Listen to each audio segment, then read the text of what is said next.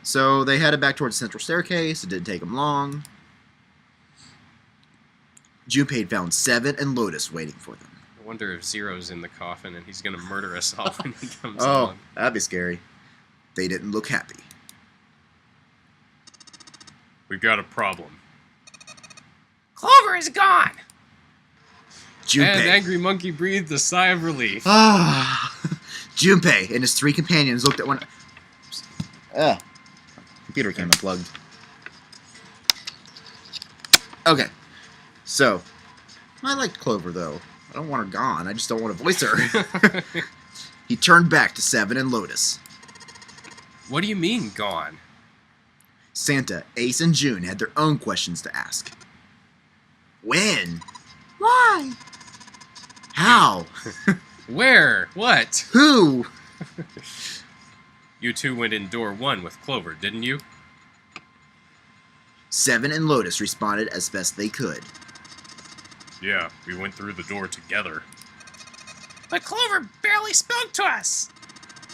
She just did her own thing the whole time. There were 4 rooms on the other side of door 1! She wouldn't let us into the 4th room. She just said, I'll take care of this one! And shut the door. She must have blocked it with something on the other side! We waited for a while, but Clover didn't come out. We called for her, but she didn't answer. So I kicked down the door and went into the room. But It was empty. Clover wasn't there. There was a door on the other wall. And it was open. You figure she opened the door and left by herself. I'm trying to think. I'm trying to think of door 1, because I know of not trying to spoil anything, but there was this room. Yeah, okay, there were 4 rooms. I was trying to mentally calculate this. There was that room, and then after you get out of those 2 rooms, then there were these 2 other rooms. So yeah, Okay. 4 rooms. Okay, I was trying to figure out 4 rooms. I only thought Got of it. 3, but 4. Yeah, okay. We ran after her, of course, but Well, obviously we didn't find her. You'd figured that much out. Clover's gone. Junpei thought for a moment. When did this happen? We got here just before you. You certainly have excellent timing. So you haven't searched anywhere other than near the staircase? No, we haven't. Finally, Ace spoke. His voice has an edge of resolve and concern. Very well then. We'd best separate and look for Clover. We haven't much time left. Let's begin. There were quick nods all around, and the 6 remaining players spread out. Bunch of dots. I suspect they're lying. I think they might have offed her. I mean, why It's- would you say that? I mean, Clover's just depressed. She lost her brother, but I just think it's possible. Their story does sound a little fishy to me. okay. I mean, all I can do is speculate, but that's a theory I'm willing to put on my own personal table here. Okay. So Junpei and June ran in the central hospital room and looked around. She's not here. No, she isn't. They searched a little longer, but with no luck. They couldn't find Clover. Finally, they gave up and left the central hospital room.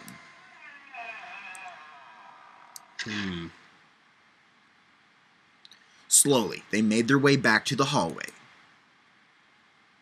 At last, they reached the stairs and Junpei spoke. Lotus and 7 are 15, which is the digital root of 6, right? So they would want a 3. They'd want Santa if they want to make it out alive. Right. Alright, I'm thinking we should probably split up. I'll head back to the stairs and take the elevator down to E deck. June, you can take the stairs up to B deck. Alright. That sounds good. But, What? could you stop calling me by the code name when we're alone? Huh? Oh, just sure. Right. I'll do that. There was a reason Junpei persisted in calling her June, even when they weren't alone. Although perhaps not the best reason. He was embarrassed to call her by the nickname he used when they were children, Canny. 9 years ago, it came naturally after all. They were children. But now, they were adults. It felt strange. Regardless of what he might hope for, to call a woman he wasn't dating by such a childish nickname felt odd to him. And now I'm wondering what that was in Japanese. I don't nickname. Know. I'm sure Wikipedia... It might have been similar, because her name is Akane, so Canny or Connie. Yeah. It was probably... Yeah. Of course, to call her Miss Kurashiki would be even more awkward, and simply Kurashiki would seem a little bit brusque. And although he couldn't put his finger on it, why it felt somewhat forward to call her Akane when they hadn't seen one another for so long. In short, it was simply easier for him to call her June and leave it at that. Alright, I'll go then. Yeah. Be careful, Kenny. June, or perhaps more appropriately Canny, blushed and smiled. Aw. You be careful too, Jumpy. Yeah, got it. Take care. Junpei looked after her for a moment as she ran up the stairs, then turned around and took off for the hallway. And she's gone. It's just me. Just you. Going back to the stairs. Okay, so he's going to the elevator, and he's going to go down to the E deck, he said.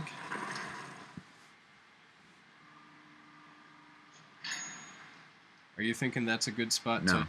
No? Keep going? Oh! Tragedy always strikes when one least expects it. But to wait for a man to stand before striking him down seems almost crueler than dealing with a fatal blow while he lies on the ground. A light in a dark place, June's smile had given him hope, both for escape and possibly for something else. It was that hope that raised his spirits just enough that they might soon be fully dashed. He opened the elevator door, and there she was. A woman sat, slouched out against the wall. Lotus. Junpei felt his blood turn to ice. Her body was limp, and her skin cold, smooth, and pale as always. Was covered in bright red blood. Junpei felt his chest constrict. He couldn't breathe, and his legs began to shake. A slow, cold drop of sweat trickled down his back. Well, if Lotus was in some conspiracy with Seven, then apparently there's a second conspiracy going on, because that didn't turn out so well for her. No, it didn't. He felt his stomach somersault. Junpei's mind went blank, all his thoughts replaced with endless, hissing white. Driven by little more than instinct, he began to walk towards Lotus, slowly. Each slow movement of his stiff limbs brought him closer to her corpse. Finally, he stood next to her. Robotically, he bent down and put his hand against her neck. There was no pulse, no rise and fall of breathing. She was slightly warm. Something, somewhere in Junpei's shaken mind, told him that meant she had been killed recently. Oh, yeah, I mean, you just saw her a few minutes ago. Yes, Junpei thought, his mind slowly returning. She had been killed. Someone had killed her. We get it. There was a deep cut on the left side of her chest. Blood still oozed from it, although clearly her heart had stopped beating some time ago. The weapon had been a knife, then. Perhaps she had been stabbed in the heart once. She would have died immediately. He took little comfort knowing she must have suffered very little. Only then did Junpei notice. Lotus's bracelet was gone. Lastly, let us discuss how to remove the bracelets. There are only two ways to do so. One, you escape from the ship. Two, your heart rate reaches 0. In other words, once the bracelet is taken outside the confines of the ship, or detects that the wearer's heart rate has fallen to 0, it will shut down automatically. Was that why the killer had ended Lotus's life? So that they might have the number 8 bracelet. If that was true, then the killer was whoever wanted the number 8 bracelet. Or perhaps more accurately, the person who would gain the most by obtaining the bracelet number 8. Who is that? Detective Junpei is on the case. Who would benefit the most from the number 8 bracelet? The thought had only just entered Junpei's mind when I had a feeling the killer was in the room. he heard a noise, a sound like a sharp knife cutting through wet meat. It struck him as strange that the noise came from inside his own body. A moment later, the pain hit him. Yeah. It wasn't merely pain, there was heat, extreme heat as well. Extreme heat! Whoa! He felt like spicy nacho Doritos. he felt as though molten iron had been splashed against the side of his body. Like Ew. molten cheese on your Spit on the Doritos. computer. Finally, his brain made the connection. He had been stabbed. But where? His body was quickly going numb. He couldn't tell where the knife had met his flesh. Doritos look kind of like Triforces. Especially if you have 3 of them together. Given the circumstances, however, he had most likely been stabbed in the back. Whoever had killed Lotus had now done the same to Junpei as well. Ugh. His voice was little more than a weak groan. With what little strength he had left, Junpei turned his body, trying to catch a glimpse of his attacker. Ew. Ugh. Squishy noises. Yeah. But as he did, the knife dug itself into deeper, twisting viciously. Pat! Ugh.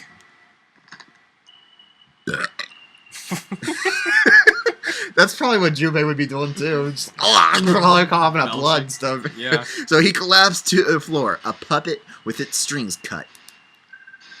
His arms and legs lay where they fell, oddly twisted in awkwardly positions. Junpei's body was entirely numb. He could feel the the blood leaking out of him, but nothing would move. Nothing save his eyes. As he lay on the floor, his life ebbing away, Junpei finally saw his attacker. Revelation! 2 tiny images of the killer reflected in his eyes. With that recognition came nothing. He felt no emotions, not anger, not sadness, not regret. The paralysis that claimed his body had reached his mind. His killer glanced down at his body. And...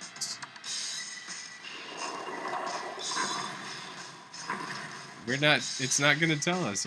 Then, without a word, climbed into the elevator and was gone.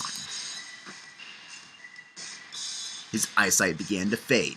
The world grew blurry and began to dissolve into an empty, white fog.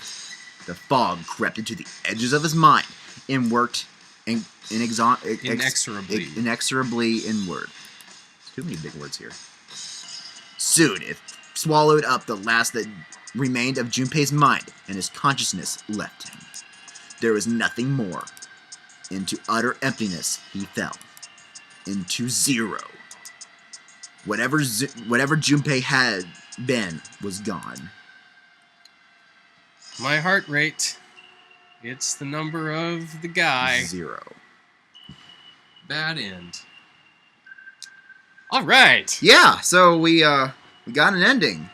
Yeah. And I'm going to cut this episode in half because... Oh, I got you. You're going to slice it up in the middle. Just like me. Just like Junpei. Yep.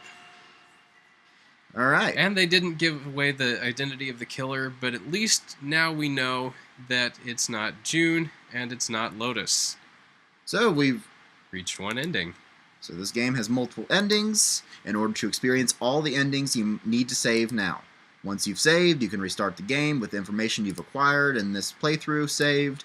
Once you begin the game again, you can skip through the text you've already seen, which is going to be nice. Handy dandy. Yes, especially during all those scenes of, oh no, Snake's gone, and yes. oh hey, what's your code name? Oh, my code name's this. My code name's this. You get to And skip through all let's not that. forget, let's go. Okay, here we go. Time to go. Here we go. Except for in the new rooms that we haven't seen yet. Oh, yes. But anyway, simply press right on the control pad to fast forward on the lines. I got to figure out what that's going to be on this emulator. But, yes. But that's something Okay. easy to figure out. So anyway, once you've reached lines you haven't seen or new choices, it will automatically stop. Okay. Memory of Escape has been added onto the title screen.